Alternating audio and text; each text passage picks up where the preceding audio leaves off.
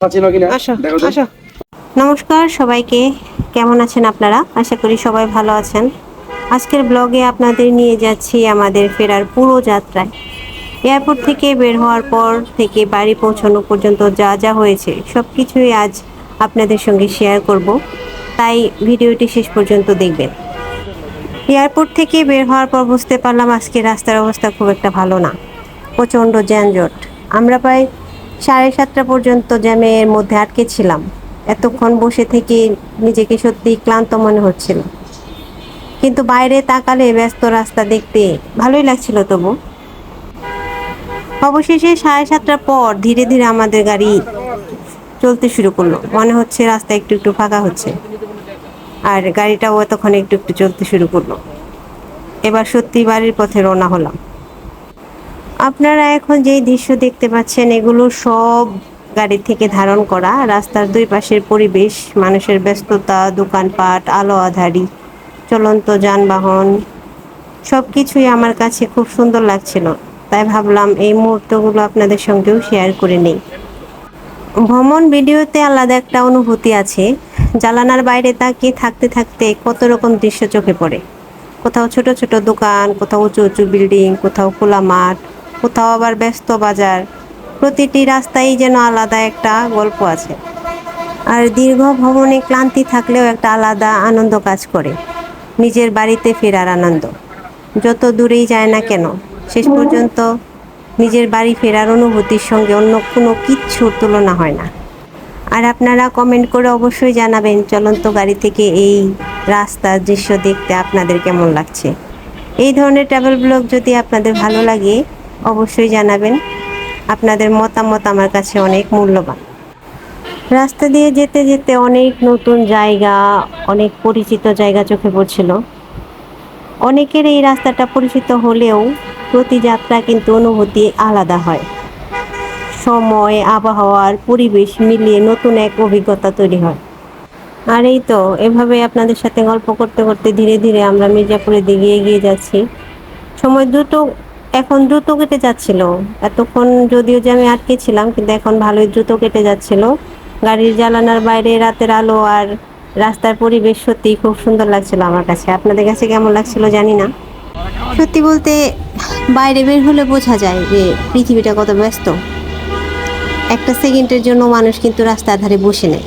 সবাই যে যার গন্তব্যে ছুটছে, যে যার কাজে ছুটছে। সবাই যেন অনেক ব্যস্ত।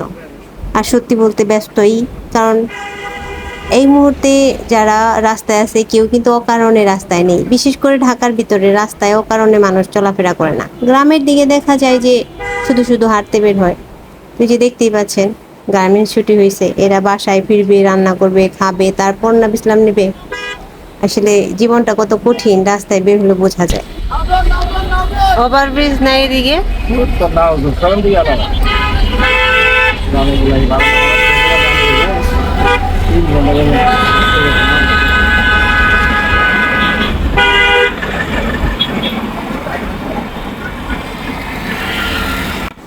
ঘরে বসে বসে যখন ভাবি তখন মনে হয় এইটুকু জীবন কেন আরো ভালো কিছু পেলাম না, কেন আরো ভালো কিছু হলো না আমার সাথে, কেন আরো ভালো জায়গায় জন্ম নিলাম না, আরো ভালো উন্নত রাষ্ট্রে জন্ম নিলাম না, এরকম মাঝে মাঝে ভাবি যখন তখন মনে হয়।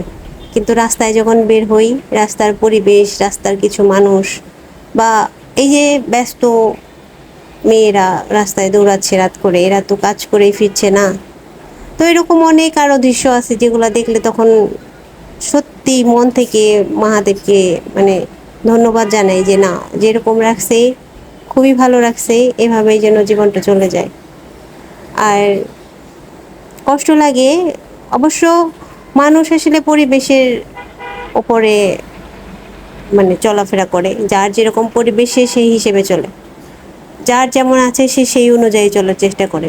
কিন্তু হ্যাঁ, অভিযোগ কিন্তু মানুষের জীবনে থেকেই যায়। অভিযোগের মানুষের শেষ নেই। দেখা যায় যে আমি এই যে বললাম যে একটু আগে যে মনে মনে ভাবি মাঝে মাঝে এরকম জীবন আমি অভিযোগ করি, আমার থেকে যারা বড় তারাও অভিযোগ করে, মানে আমার থেকে আপার লেভেলে যারা আছে তারাও হয়তো তাদের জীবনে অনেক সময় অভিযোগ করে। আবার এর থেকে যারা নিম্ন স্তরে, মানে এই যে খেটে খাওয়া মানুষ, আর অনেক কষ্ট করে খেটে খাওয়া মানুষ, অনেকেই আছে রোজ রোজগার কামাই করে রোজগার খাবার খায়, তাদেরও কিন্তু জীবনের প্রতি অভিযোগ, তো অভিযোগ থাকবেই। তবুও ভগবানের কাছে একটাই প্রার্থনা করব, যেভাবে এখন আছি মহাদেবের কাছে একটাই প্রার্থনা, এভাবে যেন চলে যেতে পারি। তো আপনারা আশীর্বাদ করবেন। আর সত্যি বলতে কি, আত্মঅহংকার করি না কখনো। জানি না মানুষ আমাকে, অনেকেই, সবাই তো ভালো চোখে দেখবে না, অনেকেই খারাপ চোখে দেখে। অনেকেই বলে যে এটা সেটা শিল্পপতির মতো ভাব দেখায়। হ্যাঁ বলুক, আমার কোনো অসুবিধা নেই, কিন্তু আমি নিজে জানি আমি কি। আমি নিজে কখনোই কারোর সাথে কোনো দিন আত্মঅহংকার দেখাই না, বা নিজের সজ্ঞানে কখনো কারো কখনোই কোনো ক্ষতি করিনি। তাই আশা করি যে ভগবান আমাকে ভালোবাসে বা ভালোবাসবে। আর এই যে এত মানুষের মধ্যে দু একজন মানুষ যারা আপনারা আছেন, যারা দু একজন ভালোবাসেন, আপনাদের মধ্যেই তো ভগবান। তো আপনাদের ভালোবাসা পেয়েছি মানেই আমি ভগবানের ভালোবাসা পেয়েছি। তো এইভাবেই যেন মানে কেটে যায় আমার জীবন, সেটাই চিন্তা ভাবনা করি। আপনাদের আমার কথা কেমন লাগলো, এই বিশেষ করে এই কথাটা আপনারা কি আমার সাথে একমত কিনা অবশ্যই জানাবেন কমেন্টে। একটা বিষয় সহ্য লাগে সেটা হচ্ছে একটু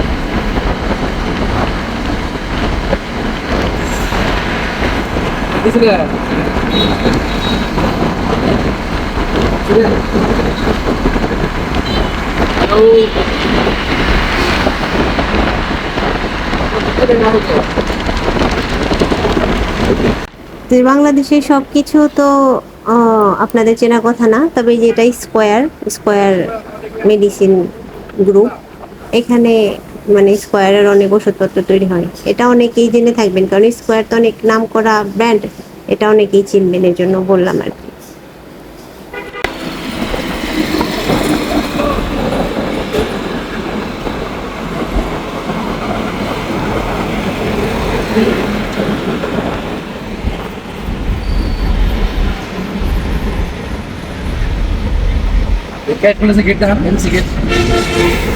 আর এই যে এটা হচ্ছে আমাদের মির্জাপুর ক্যাডেট কলেজ, আমাদের মির্জাপুরের মানে ঐতিহাসিক কিছু প্রতিষ্ঠানের মধ্যে এটা একটা, এটা বেশ নাম করা। এটা সম্বন্ধে আমি অন্য আরেকদিন যদি কখনো এখানে আসতে পারি, ঘুরে দেখাতে পারি, সেদিন আপনাদের বিস্তারিত বলবো।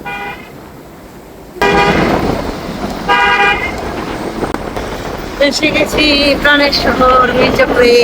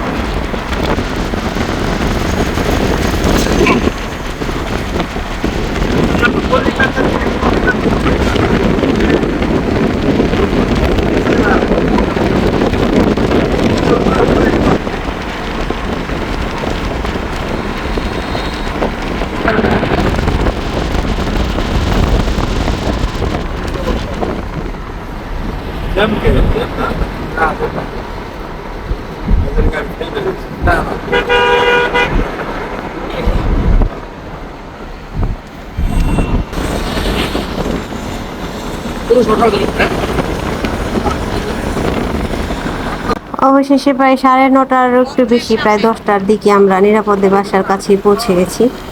দীর্ঘ যাত্রা শেষে বাড়ি ফেরার যে স্বস্তি বা আনন্দ, সেটা ভাষায় প্রকাশ করা কঠিন। সুন্দরভাবে যাত্রা শেষ করতে পেরেছি। আপনারা যারা শুরু থেকে শেষ পর্যন্ত ভিডিওটি দেখছেন, তাদের সবাইকে অসংখ্য অসংখ্য ধন্যবাদ। আর যারা সবসময় আমার পাশে ছিলেন, আছেন এবং আশা করি আমার পাশে থাকবেন, তাদেরকে অনেক অনেক ভালোবাসা। তো জানি না আপনাদের আজকের ভিডিওটা কেমন লেগেছে। আর আমি খুব বেশি কিছু আজকে মানে খুব বেশি কিছু দেখাতে পারিনি, শুধু গাড়ি থেকে আপনাদের পরিবেশটা শুধু দেখালাম। আমাদের ঢাকা টু টাঙ্গাইলের যে রাস্তার পাশে, এটাই হচ্ছে হাইওয়ে রাস্তার পাশের যে পরিবেশটা, সেটা আপনাদের সাথে আজকে শেয়ার করলাম। আর দেখতেই পাচ্ছেন খুব সুন্দর চাঁদ উঠছে আকাশে, ভাল লাগছিল এরকম কিন্তু আসলে সারা দিন শেষে এত জ্যাম শেষে ক্লান্তিটাও শরীরে আর নিচ্ছিল না। তো যাই হোক, অবশেষে হচ্ছে বাসার কাছে মানে মির্জাপুর আপনাদের দেখালাম এর আগে ক্যাডেট কলেজ, ওখান থেকে আমাদের আর ওপাশে স্কোয়ার দেখলেন। স্কোয়ার ওষুধের কোম্পানি ওটা আমাদের এখানকার। আর এটা হচ্ছে দেওহাটা ব্রিজ। এখান থেকে আবার আর মাত্র 5 থেকে 6-7 মিনিট লাগবে আমার বাসায় যেতে। এটা দেওহাটা স্কুল। যারা চেনেন তারা তো অবশ্যই চিনবেন, যারা না চেনেন তাদের উদ্দেশ্যে বলতেছি। তো যাই হোক, স্বস্তি হচ্ছে যে না, নিরাপদে এখন অবধি নিরাপদে প্রায় পৌঁছে গেছি। আর হ্যাঁ, আরেকটি কথা, ভিডিও ভালো লাগলে একটি লাইক করবেন, আপনাদের মতামত জানাবেন কমেন্টে। এবং যদি এখনও আমার চ্যানেলটি সাবস্ক্রাইব না করে থাকেন, তাহলে সাবস্ক্রাইব করে পাশে থাকার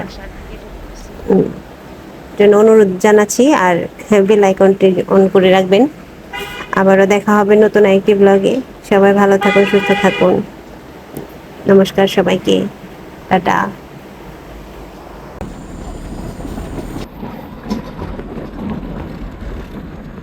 গোবিন্দ আমরা ভালোভাবে চেনে।